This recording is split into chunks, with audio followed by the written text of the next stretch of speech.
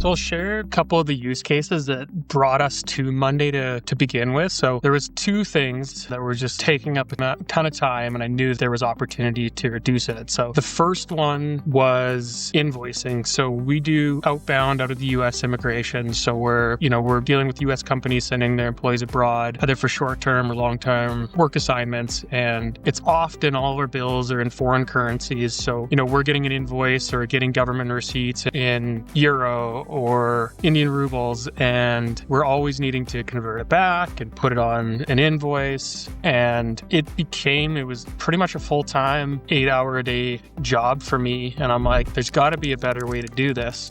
So I work with Workiflow, and one of the first streamlines we made through Monday was invoicing. So that process before that I described now is as simple as a few clicks to invoice things out. So we would pick a service. I've made a couple demo items here for this, so it's a Canada intercompany transfer, applied for at the consulate, and we've pre-built out what that service is, all the costs assigned, so you can see it starting to populate in here. And it's actually pulling the government fees from Canada dollars, converting them to USD, because all of our clients, US based, want to be invoiced in US dollars. You can actually see, if anyone wants to come back, the currency conversion in here, the day it happened and the amount it converted at. So it's pulling live conversion fee data. It's putting the different line items in. And before it was, we'd manually convert it, put it somewhere, open our QuickBooks, put it line by line in QuickBooks. We've now got a connection in there. Now we can define who the applicant is, who the company is, the invoice contact, invoice reference number, and this is all automated right to QuickBooks. So we can say, who are we going to invoice? Are we going to do the applicant or the company? So I'll invoice the applicant directly,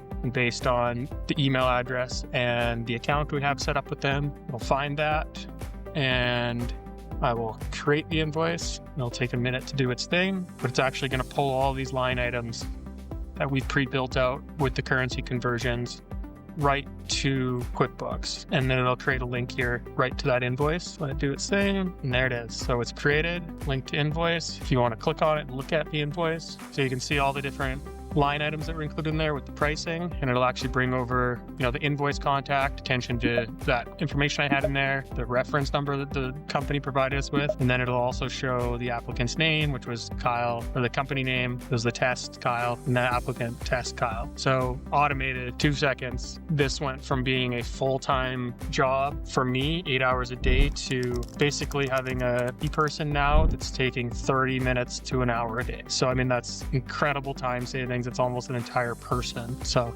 freeing them up to do something else. The other one was we handle in-house all of our short-term visas. So if someone needs to go to China, for example, on a Schengen C visa, a lot of times our clients, they're manufacturers and they need to send their engineer to a plant. So we've found there's initiating the case, sending them a list of documents, and then reviewing it. It just sat in our hands forever. So we wanted to reduce the touch point, amount of time that the case touched us. So I've done a demo here. I've selected a China M business visa. I can initiate the case. So I'm going to move this over to another workflow. So this is our master case board. I've got everything hidden away, but all of our open cases are always listed on here, who's assigned to it, who's working it. But from here, we kind of work these cases different than most. So we have an option to create it.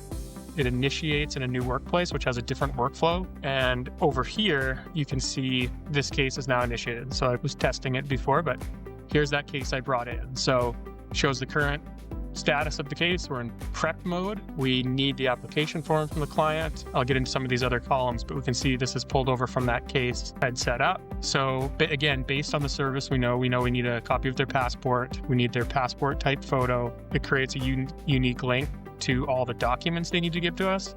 So if they want to upload a passport, they submit it, and now that will upload into, in a few moments, it'll come right through on the passport file. There it is. So it's popped through, changes to submitted. The team member assigned to this case is advised that they've submitted their passport. And once all of their documents that we need from them, it'll start moving down the chain here as needed. So once the applicant has sent it out, I should add from here too, we have email templates. So we can go email, create a new email. I'm doing a China business visa.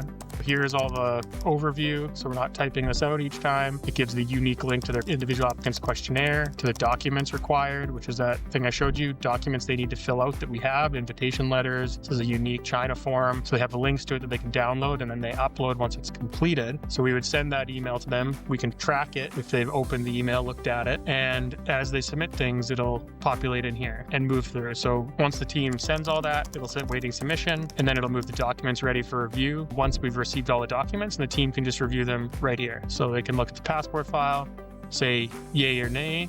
They can reject it if there's something wrong with it. They can accept it if it's good. And they can actually send notes. So a reason for document rejection, they can type that in, and then they can send rejection email, and it'll send an email to the client and say, hey, passport's blurry, re-upload it.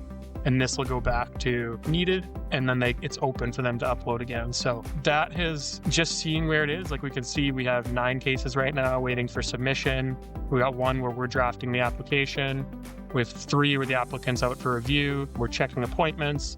You can see everything where it is. So we can go in, Michelle can go look at her team members, see exactly where everyone's sitting. Everyone knows where they're at. It's just saved an incredible amount of time of sending documents back and forth, being able to see it. And we have a lot of other cool things. Like once this is accepted, you accept it and it'll automatically create a OneDrive folder, save it in there. Then the applicant has access to that. So yeah, it's genuinely allowed us to handle 3 times the number of short-term visas as we did before, because it was such a messy process. And then, team leaders trying to figure out where cases are. It's literally you come on here and look at it and see exactly where everything's at. So that's our points to share.